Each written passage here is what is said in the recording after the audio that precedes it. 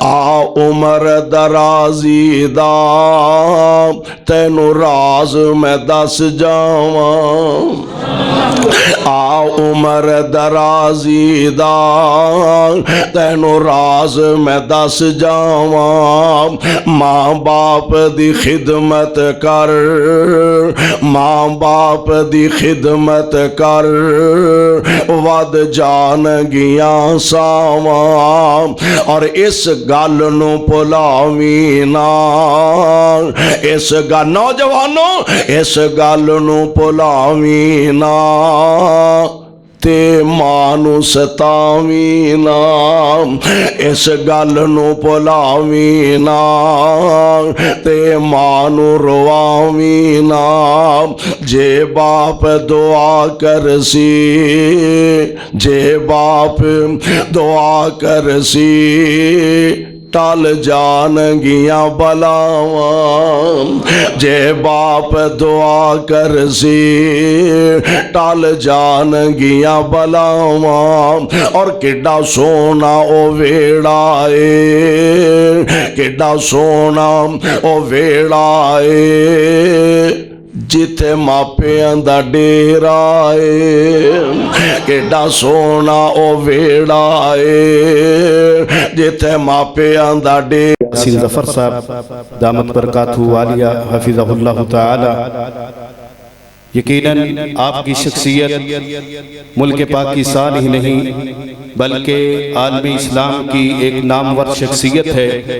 اللہ رب العزت استاد محترم کا سایہ تادیر ملک پاکستان اور عالم اسلام کے سر پر قائم اور دائم رکھے اور اللہ رب العزت زیادہ سے زیادہ دین کا کام بھی لے اور اللہ رب العزت ان کی جہود نیکیاں اپنی بارگاہ میں شرف قبولیت بھی ان کو عطا فرما دے اور اسی طرح سے جامعہ سلفیہ فیصل آباد کے جتنے شیوخ اس دنیا سے جا چکے ہیں خصوصاً حال ہی میں ہمارے فوت ہونے والے شیخ الحدیث و تفسیر حضرت علامہ عبدالعزیز علوی حفظہ اللہ رحمت اللہ علیہ وہ اس دنیا سے چلے گئے۔ اللہ رب العزت ان کی مغفرت فرمائے، اللہ رب العزت ان کے درجات کو بلند فرمائے۔ میں اب دعوت خطاب دیتا ہوں ملک پاکستان کی نامور شخصیت سرمایہ اہل حدیث حضرت مولانا پروفیسر چودھری یاسین ظفر صاحب دامت برکاتہ عالیہ ان سے ملتمس ہوں کہ وہ آپ سے محو گفتگو ہوتے ہیں۔ استاذی المکرم فضیلت الشیخ پروفیسر چودھری یاسین ظفر صاحب۔ اللہ وبرکاتہ۔ ان الحمد للہ نحمده ونستعینه ونستغفره ونؤمن به ونتوکل علیہ ونعوذ باللہ من شرور انفسنا ومن سیئات اعمالنا من يهده اللہ فلا مضل له ومن يضلله فلا هادی له واشهد ان لا الہ الا اللہ وحدہ لا شریک له واشهد ان محمدا عبدہ ورسولہ۔ اللہم صلی وسلم وبارک وعنم علی حبیبنا و نبینا محمد وعلی آلہ و اصحابہ اجمعین، اما بعد۔ اللہم لا علم لنا الا ما علمتنا وعلمنا ما ينفعنا وزدنا علما۔ رب اشرح لی صدری ویسر لی امری واحلل عقدۃ من لسانی یفقہوا قولی۔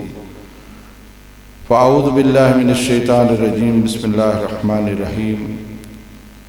هو الذي بعث في الأميين رسولا منهم يتلو عليهم آياته ويزكيهم ويعلمهم الكتاب والحكمة وإن كانوا من قبل لفي ضلال مبين۔ فضیلت مآب علماء و مشائخ، واجب الاحترام حاضرین، قابل قدر سامعین و سامعات، میں سب سے پہلے تو شکر گزار ہوں اس مسجد کی انتظامیہ کا جنہوں نے یہ اہتمام کیا ہے اور آپ حضرات تک سیرت کا پیغام پہنچانے کے لیے علماء کرام کو دعوت دی ہے۔ الحمدللہ مجھ سے پیشتر ہماری جماعت کے نامور خطیب مولانا احمد حسن صاحب وہ بیان کر رہے تھے، اور جیسا میں نے سنا کہ جناب محترم قاری محمد حنیف ربانی صاحب جو کہ بہت ہی نامور خطیب ہیں وہ بھی تشریف لا چکے ہیں، اصل خطاب تو ان کا ہوگا۔ میں اس موقع پر ضروری سمجھتا ہوں کہ اپنے حاجی عبدالرشید صاحب جو اس جامع مسجد کے بانی بھی ہیں، اللہ ان کو صحت عافیت والی زندگی عطا فرمائے۔ ایک عرصے سے وہ اس مسجد کی دیکھ بھال کر رہے ہیں، بڑے عجیب و غریب یہاں حالات بھی پیدا ہوئے، لیکن انہوں نے بڑی استقامت دکھائی اور اس مسجد کو آباد کرنے میں بڑی محنت کی ہے۔ الحمدللہ آج دیکھ کر اس نئی مسجد کو اس صورتحال میں تو دلی مسرت مجھے ہوئی۔ آپ تمام حضرات، خاص طور پر انتظامیہ اور جتنے بھی یہاں نمازی ہیں، اللہ رب العزت ان کے لیے یہ مسجد مبارک بنائے اور اس کو شاد آباد رکھے۔ یہ کانفرنس جو کہ سید البشر کے نام سے سیرت کے حوالے سے ہو رہی ہے، بلا شبہ ایک مسلمان اس کا یہی جذبہ ہوتا ہے کہ وہ نبی کریم صلی اللہ علیہ وسلم کی سیرت، اس کا تذکرہ سنے، آپ کے حالات و واقعات کو دل و جان سے قبول کرے اور اس پر عمل کرنے کی بھی کوشش کرے۔ دیکھیے، سیرت ایک ایسا موضوع ہے جو نبی اکرم صلی اللہ علیہ وسلم کی زندگی کے ارد گرد گھومتا ہے، آپ کی پیدائش سے لے کے اور پھر آپ کا بچپن ہے، جوانی ہے، اور پھر آپ کی شادی ہے، نبوت سے پہلے کی زندگی ہے، اور اس کے بعد پھر جب آپ کو نبوت کا تاج پہنا دیا گیا اس کے بعد کی مکی زندگی ہے، اور اس کے بعد آپ ہجرت کر کے جب مدینہ منورہ تشریف لے جاتے ہیں تو وہ تو بہت ہی بھرپور دعوتی زندگی، جد و جہد کی زندگی، اور بہت ہی مارکۃ الاعراض زندگی وہ آپ نے وہاں سر انجام دی۔ پھر آپ اس دنیا سے تشریف لے گئے۔ یہ پورا عرصہ جو آپ کی زندگی کا ہے یہ سیرت کا موضوع ہوتا ہے۔ آپ کسی بھی حصے کو پڑھیں تو دل منور ہوتا ہے، دل باغ باغ ہوتا ہے۔ رسول اللہ صلی اللہ علیہ وسلم کے دن اور رات، صبح اور شامیں، آپ کا اٹھنا بیٹھنا، لوگوں کے ساتھ میل جول، خاندانی تعلق، بچوں کے ساتھ تعلق، ازدواجی تعلق، اور پھر وہ لوگ جو آپ کے گرد و پیش ہوئے، جو مسلمان ہوئے، آپ کے اصحاب، ان کے ساتھ آپ کا خوبصورت محبت بھرا رویہ، اور اسی طرح نبی کریم صلی اللہ علیہ وسلم کا ان لوگوں کے ساتھ بھی حسن سلوک جو آپ کی مخالفت کرتے رہے اور آپ کے جان و مال کے دشمن بھی رہے، وہ ساری چیزیں قدم قدم پر آپ کو تاریخ میں ملتی ہیں، سیرت میں ملتی ہیں۔ یہ سیرت کیوں پڑھی جاتی ہے، اس کی کیا ضرورت ہے، اس کو سمجھنے کی ضرورت ہے کہ ہم سیرت کیوں پڑھتے ہیں اور اس کا ہمیں کیا فائدہ ہو سکتا ہے۔ دیکھیے، میں اگر کسی شخص کو اپنا بڑا مان لوں اور اس کی ذات کو اپنے لیے آئیڈیل قرار دے دوں تو پھر میرے لیے لازم ہے کہ میں اس کا دیکھوں کہ اس نے زندگی کیسی گزاری۔ نبی کریم صلی اللہ علیہ وسلم بلا شبہ ہم سب کے لیے اسوہ حسنہ ہے، اور آپ ہمارے لیے بہترین آئیڈیل ہیں۔ آپ سے بہتر کوئی نمونہ نہیں ہو سکتا، اور ہم آپ کے امتی بھی ہیں، آپ کے پیروکار ہیں، آپ کو پیغمبر مانتے ہیں، رسول مانتے ہیں، لہذا لازم آتا ہے کہ ہم آپ کی سیرت کا مطالعہ کریں اور دیکھیں کہ رسول اللہ صلی اللہ علیہ وسلم نے کیسے زندگی گزاری، آپ نے جو آزمائشیں آئیں، مصیبت کے پہاڑ ٹوٹے، اس وقت کس طرح سے صبر و تحمل سے کام لیا، استقامت سے کام لیا، اور اگر آپ پر خوشیاں آئی ہیں، فتوحات ملی، اور اللہ رب العزت نے ان لوگوں کو جو آپ کے دشمن تھے ایک موقع پر فوج در فوج انہیں اسلام میں داخل کیا، تو ایسے خوشی کے موقع پر آپ نے کیا طرز عمل اختیار کیا؟ تو یہ ساری چیزیں کیسے معلوم ہو سکتی ہیں؟ یہ معلوم ہو سکتی ہیں جب تک کہ ہم سیرت کا مطالعہ کریں، اس کو بالاستیاب پڑھیں۔ مجھے اکثر جگہوں پر جانے کا اتفاق ہوتا ہے، لوگوں سے میں درخواست بھی کرتا ہوں، اپنی معروضات ان کے سامنے رکھتا ہوں، تو ہمیشہ اس بات کا ضرور میں انہیں یہ یاد دلاتا ہوں کہ آپ بھلے سے کتنے بھی مصروف کیوں نہ ہوں، کاروباری کیوں نہ ہوں، محنت مزدوری کرنے والے کیوں نہ ہوں، لیکن میرے بھائی یہ سارا کچھ آپ اپنے لیے کرتے ہیں، اپنے بچوں کے لیے کرتے ہیں، لیکن ان اوقات میں سے کچھ وقت آپ کو ضرور نکال کر سیرت کا مطالعہ کرنا چاہیے۔ آپ دیکھیے، میں اگر یہ پوچھوں کہ آپ میں سے کس کس کو رسول اللہ صلی اللہ علیہ وسلم سے محبت ہے، تو میرے خیال میں اس کے لیے کسی دلیل کی ضرورت نہیں ہے، آپ سب اللہ کے نبی سے محبت کرتے ہیں، ایسا ہے نا؟ یعنی کوئی بھی ہم میں سے ایسا نہیں ہے، جب میں یہ کہوں کہ بھئی آپ میں سے کون محبت کرتا ہے تو سارے کرتے ہیں، بلا شبہ ہمیں بھی یقین ہے، کوئی بھی ہم میں سے ایسا نہیں ہے جو رسول اللہ صلی اللہ علیہ وسلم سے محبت نہ کرتا ہو، لیکن حیران کن بات یہ ہے کہ اس محبت کے باوجود بھی ہمیں نبی کریم صلی اللہ علیہ وسلم کی سیرت سے آگاہی نہیں، اور اس کی وجہ یہی ہے کہ ہم نے کبھی اس طرف توجہ نہیں کی، ہم نے یہ موضوع علماء کے لیے چھوڑ دیا کہ انہی کا کام ہے، وہ پڑھیں، خطبہ جمعہ میں بیان کر دیں، یا کبھی درس میں بیان کر دیں، یا کبھی جلسہ ہو تو وہاں بیان کر دیں۔ میرے بھائی یہ کافی نہیں ہے، اب میں یا میرے ساتھ جو آنے والے یہاں مقررین ہیں وہ کتنے سیرت بیان کر دیں، یعنی چند واقعات، چند باتیں، آپ کے زندگی کے چند پہلو وہ بیان کر دیں، لیکن آپ کی تو پوری سیرت ہے، پوری زندگی ہے، اس کو کبھی بھی نہ خطبوں میں مکمل کیا جا سکتا ہے، نہ درسوں میں، نہ تقریروں میں مکمل نہیں کیا جا سکتا۔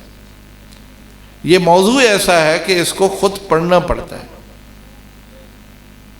جیسے مجھے حسن ظن ہے کہ گھروں میں قرآن حکیم ہے نا، سب کے گھروں میں، تو پڑھنے والے پڑھتے بھی ہیں، قرآن حکیم کو سمجھنے کی کوشش بھی کرتے ہیں۔ جیسے قرآن حکیم ہمارے گھروں میں ہے اور ہم رکھتے ہیں، اس کا مطالعہ کرتے ہیں، تلاوت کرتے ہیں، ہمارے گھروں میں سیرت کی کتابیں بھی ہونی چاہیے۔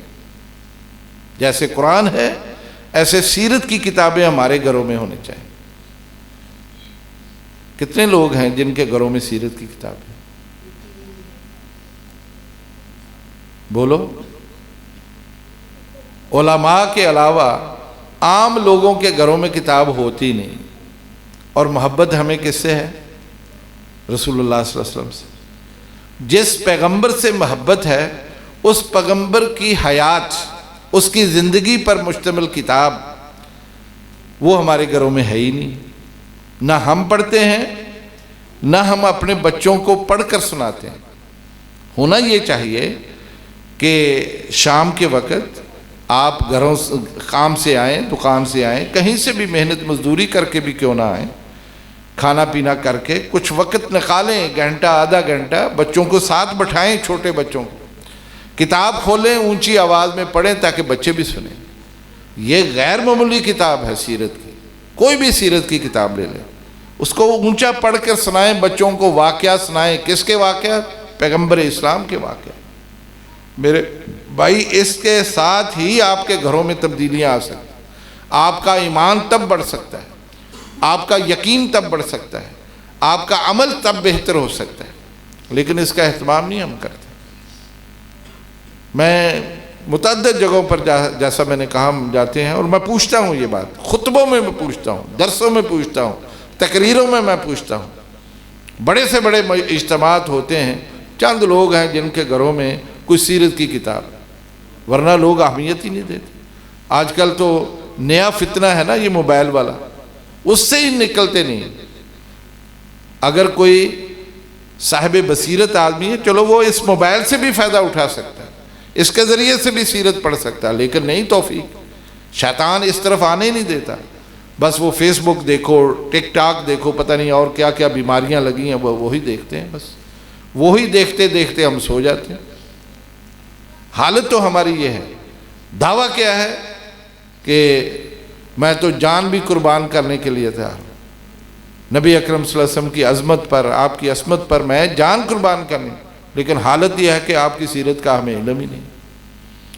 میرے بھائیوں، یہ بڑی ہی نازک بات، بہت ہی افسوسناک بات ہے کہ ہم اپنے دعوے میں سچے نہیں ہیں۔ اگر ہم اپنے دعوے میں سچے ہوں نا تو ہم اس کا ضرور اہتمام کریں۔ آپ وعدہ کریں آج اس مجلس میں، اس سیرت کانفرنس کے زیر اہتمام آپ وعدہ کریں کہ ہم سیرت کی ایک ایک کتاب اپنے گھروں میں ضرور لے کے آئیں گے، اور یہ کوئی مہنگی نہیں ہے، بڑی معمولی کتابیں ہیں، مل جاتی ہیں، بازاروں میں مل جاتی ہیں۔ الرحیق المختوم ملتی ہے، رحمت للعالمین ملتی ہیں، سیرت النبی کے نام سے ملتی ہیں، بے شمار کتابیں، لا تعداد کتابیں۔ الحمدللہ جامعہ سلفیہ میں تو ہم نے لائبریری کے اندر ایک گوشۂ رحمت بنایا، اس کا نام ہی ہم نے رکھا ہے گوشۂ رحمت۔ اس میں صرف سیرت کی کتابیں، جن لوگوں نے لائبریری دیکھی ہے، یہاں موجود ہیں، انہیں معلوم ہے، اس میں تقریباً اس وقت 8,000 سے زیادہ سیرت کی کتابیں، 8,000 سے زیادہ۔ تو میرے بھائی، یہ تو سیرت کی کتابیں تو بازار بھرے ہوئے ہیں۔ کوئی کتاب جو آپ کو پسند آ لا کے اپنے گھر میں رکھیں، مجھے امید ہے انشاءاللہ اس کا مطالعہ بھی کریں، آپ کے گھر میں خیر و برکت آئے گی۔ نبی اکرم صلی اللہ علیہ وسلم کا جہاں تذکرہ ہوگا وہاں رحمت آئے گی، اس لیے کہ آپ رحمت ہیں، وَمَا أَرْسَلْنَاكَ إِلَّا رَحْمَةً لِلْعَالَمِينَ، آپ پورے جہانوں کے لیے رحمت ہیں۔ جہاں آپ کا تذکرہ بھی ہوگا وہاں اللہ کی رحمت بھی آئے گی۔ تو اگر آپ رحمت چاہتے ہیں نا تو پھر سیرت کا اہتمام کریں، سیرت کا مطالعہ بھی کریں، سیرت کی کتاب لائیں، اپنے بچے بچیوں کو، اپنی بیوی کو، اپنی بہنوں کو، اپنے والدین کو پاس بٹھائیں، اونچی آواز میں پڑھیں، آپ کے ایمان افروز واقعات پڑھیں۔ یارو یہ تو بڑا آسان کام ہے۔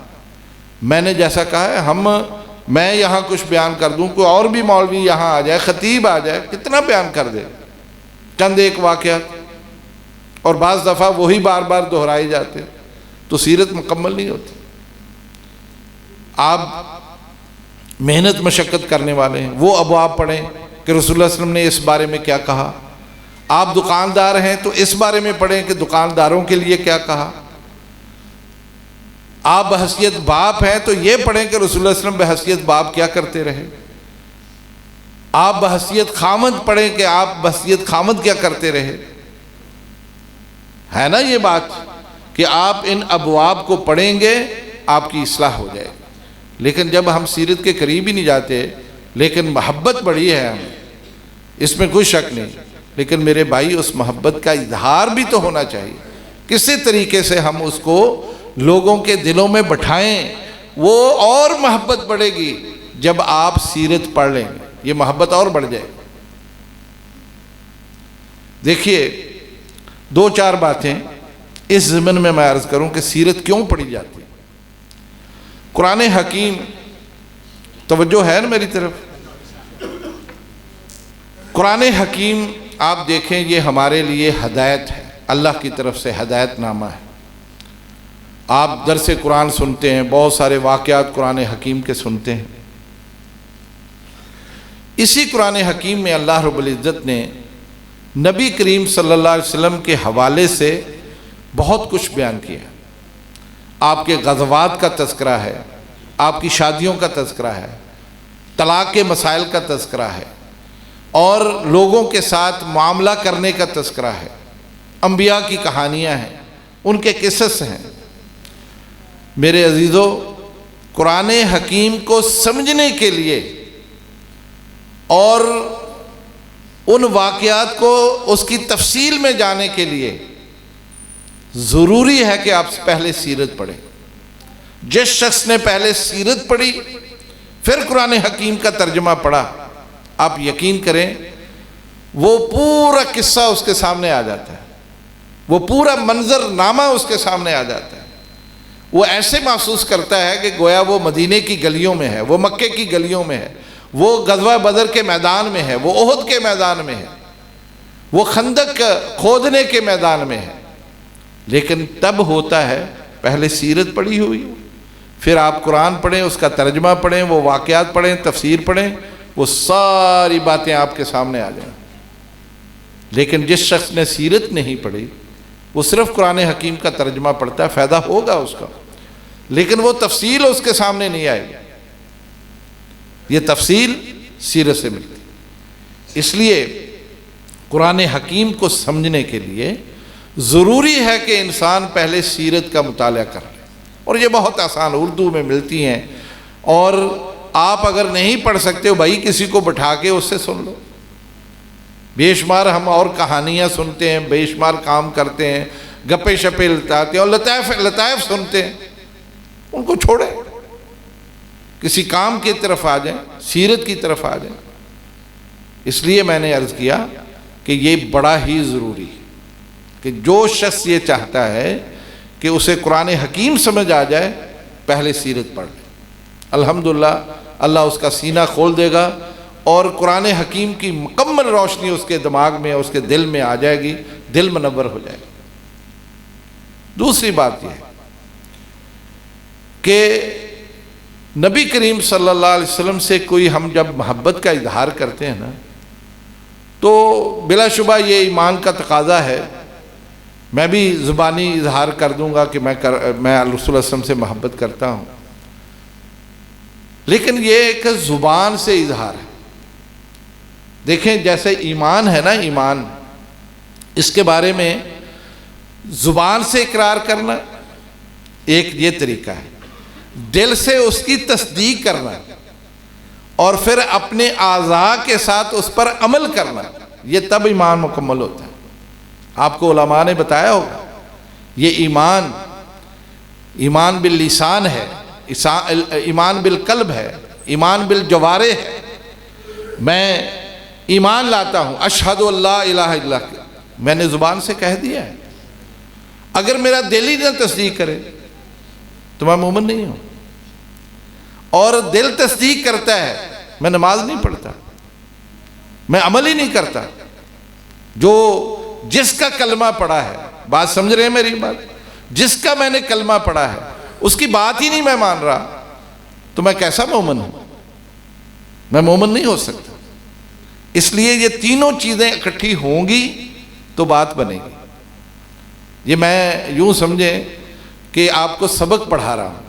ایمان زبان کے ساتھ اظہار کرنا، اشہد اللہ الہ الا اللہ و اشہد ان محمد رسول اللہ، اور دل اس کی تصدیق کرے کہ جو میں نے زبان سے کہا ہے میرا دل بھی تصدیق کرتا ہے کہ اللہ ایک ہی ہے اور محمد اللہ کے رسول ہے۔ اور پھر میں اس کی اپنے اعضاء سے اس کی تصدیق کروں کہ میں نماز پڑھوں گا، نماز پڑھتا ہوں، روزے رکھتا ہوں، میں زکوٰۃ دیتا ہوں، میں حج بھی اگر توفیق ہوئی پیسے ہوئے دوں گا، کروں گا، اور باقی بھی جو کام نیکی کے اللہ اور اللہ کے رسول نے کہے ہیں وہ میں کروں گا۔ پھر ایمان مکمل ہوتا ہے۔ اس بات کو تو سمجھ گئے آپ۔ اب دوسری طرف آ جائیں سیرت کے حوالے سے۔ نبی اکرم صلی اللہ علیہ وسلم سے محبت ہے، یہ زبان سے میں نے کہہ دیا کہ مجھے واقعی بہت محبت ہے۔ کیا میرا دل گواہی دیتا ہے؟ میرا دل جو ہے میری زبان کے ساتھ ہے، جو میں زبان سے کہہ رہا ہوں میرا دل بھی وہی کہہ رہا ہے کہ مجھے واقعی محبت ہے؟ اگر ہے، میرا دل گواہی دے رہا ہے، تو میرے بھائی تو پھر میرا ہر عمل اپنے اس محبوب کے مطابق ہونا چاہیے کہ نہیں ہونا چاہیے؟ ہونا چاہیے نا. جس سے میں محبت کرتا ہوں، جو میرا محبوب ہے، وہ محبوب کون ہے؟ کون ہے محبوب؟ اللہ کے نبی حضرت محمد رسول اللہ صلی اللہ علیہ وسلم، وہ میرے محبوب ہیں. میری زبان سے محبت کا اظہار، میرے دل کی تصدیق کے بعد کیا ہونا چاہیے؟ میرا عمل بھی اسی طرح ہونا چاہیے جیسے وہ تھے، پھر وہ محبت مکمل ہوتی ہے. آگے سمجھ میں بات؟ یعنی وہ محبت تب مکمل ہوتی ہے. لیکن اگر مجھے پتہ ہی نہیں آپ نے عمل کیا کیا. آپ نے یہ حدیث تو سنی ہے سب سے، صلو کما رأیتمونی اصلی، سنی ہے نا؟ اہل حدیثوں کی مسجدوں میں تو یہ حدیثیں اتنی پڑھی جاتی ہیں کہ مقتدیوں کو بھی یاد ہوتی ہے. صلو کما رأیتمونی اصلی، بھئی نماز اسی طرح سے پڑھو جیسے رسول اللہ صلی اللہ علیہ وسلم نے پڑھی. آپ نے فرمایا جیسے میں نے نماز پڑھی ایسے ہی تم بھی نماز پڑھو. اب نماز کیسے پڑھی ہے پتہ ہے آپ کو؟ نہیں پتہ. وہ کیسے پتہ چلے گا؟ جب سیرت پڑھیں گے، جب آپ کی زندگی پڑھیں گے، پھر آپ کو پتہ چلے گا کہ آپ نے نماز کیسے پڑھی تھی. اس لیے سیرت پڑھنا ضروری ہے. ایک بات تو میں نے کہی کہ قرآن کو سمجھنے کے لیے سیرت ضروری ہے. دوسری بات میں یہ کہی کہ محبت کو مکمل کرنے کے لیے سیرت کا پڑھنا ضروری ہے، ورنہ آپ کا دعویٰ مسترد ہو جائے گا، خالی ہے دعویٰ، اس کی کوئی حیثیت نہیں. آپ زبانی کہہ رہے ہیں، عملاً کچھ نہیں. وہ تو میں کسی کو بھی کہہ دوں گا یار مینوں تیرے نال بڑی محبت. یہ محبت ایسے نہیں ہوتی. انسان جس سے محبت کرتا ہے اس کی نقل بھی کرتا ہے. یہ جو آپ دیکھتے ہیں نا ہمارے نوجوانوں کو، کسی نے بال کیسے بنائے ہیں، کسی نے کیسے بنائے، کسی نے داڑھی کیسے بنائی، دیکھتے ہیں نا کہ لباس کیسے پہنا ہے، پینٹیں کیسی پہنی ہوئی ہیں. تو یہ کیا ہوتا ہے؟ ان کے ہیرو ہوتے ہیں بنائے ہوئے دماغ میں کہ فلانا میرا ہیرو ہے، فلانا میرا ہیرو. اسی طرح کا بننے کی کوشش کرتے ہیں اس لیے کہ اس سے وہ محبت کر رہا ہو. بات سچی کہ نہیں؟ ایویں گل ہے نا.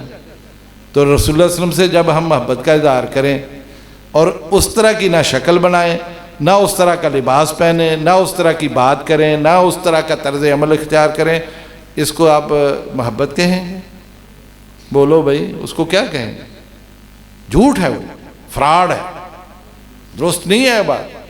اس لیے سیرت کا پڑھنا بڑا ضروری. میرے بھائیوں، یہ بڑا مشکل مقام ہے، آپ اس کو معمولی نہ سمجھیں. کل قیامت کے روز، بلکہ قبر میں ہی جاتے ہوئے ہمیں جو سوالات ہونے ہیں اس میں سوال یہ لازمی ہونا ہے کہ شخص کے بارے میں تمہارا کیا عقیدہ تھا. تو وہاں کیا جواب دیں گے؟ اگر محبت ہوئی تو جواب دے دیں گے، نہیں محبت ہوئی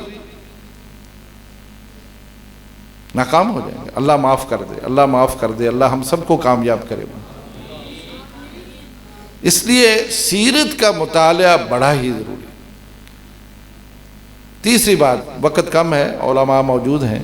تیسری بات یہ کہ میں اور آپ نبی اکرم صلی اللہ علیہ وسلم کی طرز زندگی میں سے دو چیزیں یہ ہمارے ہر بندے کو پیش آتی ہیں، ایک خوشی، ایک غمی.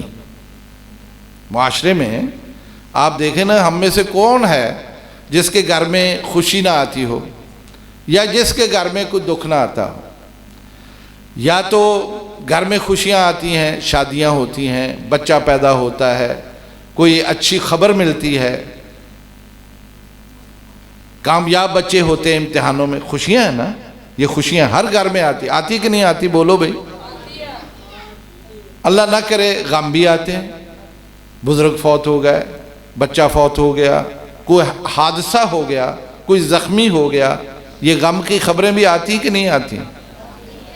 اب ہم میں سے کوئی بھی بچا ہوا نہیں، ہر شخص اس کے پاس خوشی بھی آتی ہے، اس کے پاس غم بھی آتا ہے.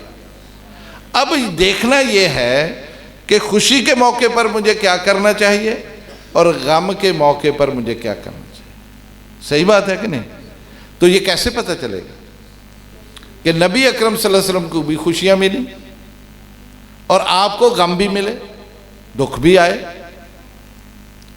خوشیوں کے ایسے مواقع آئے ہیں، کیونکہ آپ کو سب سے زیادہ خوشی ہوتی تھی جب کوئی آ کے آپ کے پاس مسلمان ہوتا تھا، بڑے خوش ہوتے تھے۔ حضرت عثمان مسلمان ہوئے تو آپ نے بڑی خوشی کا اظہار کیا، حضرت عمر بن خطاب مسلمان ہوئے تو آپ نے بڑی خوشی کا اظہار کیا، بلکہ دار ارقم میں جہاں انہوں نے آ کے کلمہ پڑھا تھا تو وہاں اور بھی مسلمان تھے بیٹھے جو تھوڑے بہت تھے، انہوں نے تکبیر بلند کی تھی خوشی میں، خوشی کا موقع تھا۔ آپ سب سے زیادہ، بلکہ امیر حمزہ سننے کے موڈ میں ہیں، آپ کے چچا حضرت امیر حمزہ رضی اللہ تعالیٰ عنہ یہ شکار پر گئے ہوئے تھے، واپس آئے تو کسی نے بتایا کہ آج تیرے بھتیجے کو نا وہاں لوگوں نے مارا، ابو جہل نے بھی مارا ہے۔ تو رسول اللہ صلی اللہ علیہ وسلم کے پاس مسجد الحرام میں آئے، آپ وہاں بیٹھے ہوئے تھے، آ کے کہا بھتیجے کیا ہوا؟ میں نہیں چھوڑوں گا، میں انتقام لوں گا، میں ایسے کروں گا، میں بدلہ لوں گا۔ آپ نے کہا چاچا مجھے نہ بدلہ لینا ہے نہ انتقام لینا ہے، مجھے سب سے زیادہ خوشی یہ ہوگی کہ آپ مسلمان ہو جائیں، بس۔ گویا کہ آپ کو سب سے زیادہ خوشی اس وقت نصیب ہوتی تھی کہ کوئی بھی غیر مسلم آ کے آپ کے سامنے بیعت کرتا اور مسلمان ہو جاتا، یہ خوشی کا موقع ہوتا تھا۔ کیا اس موقع پر، خوشی کے موقع پر آپ کیا کرتے تھے؟ اللہ کا شکر ادا کرتے، اللہ کا شکر کرتے، اللہ کی حمد بیان کرتے۔ ہماری طرح نہیں ہے کہ ڈھول پیٹو، سارے محلے کو آگے لگا لو اور وہ باجوں والے لے آؤ جن کے پاس وہ توتو بڑے بڑے توتو وہ لا کے بجاؤ۔ نہیں بھائی، یہ خوشی نہیں ہے، یہ اللہ کی نافرمانی، ناشکری کے زمرے میں یہ باتیں آتی۔ آپ کبھی ایسا نہیں کرتے تھے۔ دیکھیے سب سے بڑی خوشی ایک آپ کو اس وقت نصیب ہوئی جب فتح مکہ ہوا، 10,000 کے لشکر کے ساتھ آپ مکہ میں داخل ہوئے اور اہل مکہ سلنڈر کر گئے، انہیں گردیں جھکا لیں، مکہ حوالے کر دیا۔ تو آپ نے اس موقع پر بہت ہی عاجزی انکساری، حتیٰ کہ صحابہ بیان کرتے ہیں کہ آپ اتنے عاجزی کے ساتھ داخل ہوئے کہ آپ کی گردن جو ہے وہ اس اونٹ کے جو اوپر لگا ہوا تھا نا اس کے ساتھ لگی ہوئی تھی، اتنے جھکے ہوئے تھے آپ۔ اللہ اکبر، اس قدر عاجزی، خوشی کا موقع ہے، مکہ کی چابیاں آپ کو مل گئی ہیں، فتح ہو گیا، اتنی خوشی، لیکن گردن جھکی، یہ خوشی کا موقع۔ اور اس کے بعد غمی کے مرحلے بھی آئے، آپ کے بڑے بڑے ساتھی غزوہ احد میں شہید ہو گئے، جن میں امیر حمزہ بھی تھے، امیر حمزہ بھی تھے، اور حضرت مصعب بن عمیر جو کہ پہلے قاری القرآن مدینہ میں بھیجے گئے تھے وہ بھی شہید ہو گئے، اور بہت سارے۔ آپ نے اس موقع پر کیا کیا؟ واویلا کیا، ماتم کیا، آپ نے چہرہ پیٹا؟ ہرگز نہیں، اس پر بھی صبر و تحمل کا مظاہرہ کیا۔ حتیٰ کہ بات مختصر کروں کہ آپ کے اپنے بیٹا حضرت ابراہیم پیدا ہوا اور وہ فوت ہو گیا، آپ آنسو بہاتے ہیں لیکن کوئی واویلا نہیں۔ ہماری کیفیت کیا ہے؟ سیرت پڑھنے کا یہی مقصد ہے، یہ ضرورت ہے ہماری، ہمیں پتہ چلے کہ خوشی کیا ہوتی ہے اور غمی کیا ہوتی ہے۔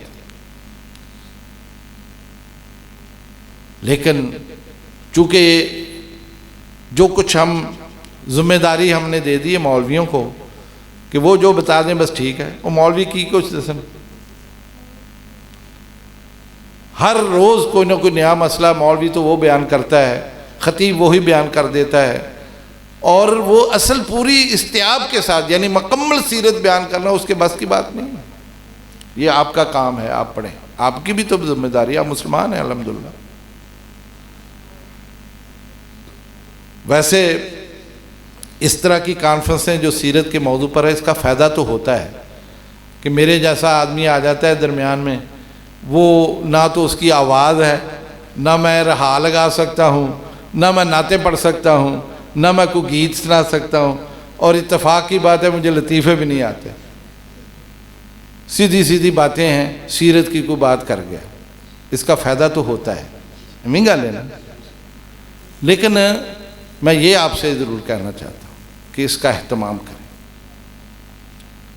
سیرت پڑھنے کا ایک اور بھی بہت فائدہ ہے، اور وہ یہ ہے کہ ہمیں پتہ چلتا ہے کہ رسول اللہ صلی اللہ علیہ وسلم نے اپنے ساتھیوں کے ساتھ، جو رسول اللہ صلی اللہ علیہ وسلم کے اصحاب تھے، دست و بازو تھے آپ کے، ان کے ساتھ کس طرح کا معاملہ کیا۔ دیکھیں، اس بات کو سمجھنے کے لیے ایک چھوٹی سی بات آپ یہاں کی معاشرے کی سمجھ لیں۔ یہ مسجد ہے نا، مثلا کوئی فرد واحد اس کو چلا نہیں سکتا، بھلے سے وہ اس کا بانی کیوں نہ ہو، اس نے جگہ خرید کے وقف کیوں نہ کی ہو، مسجد بنا بھی دی کیوں نہ ہو، اس کو آباد کرنے کے لیے جو محلے کے اچھے لوگ ہیں ان کا ساتھ چاہیے، ان کی رفاقت چاہیے، ایسا ہی ہے نا، ان کی ہمدردیاں چاہیے، ان کی محبت چاہیے، تاکہ مسجد آباد ہو جائے۔ اگر ایسا نہیں ہے تو کس طرح سے یہ مسجد بنے گی؟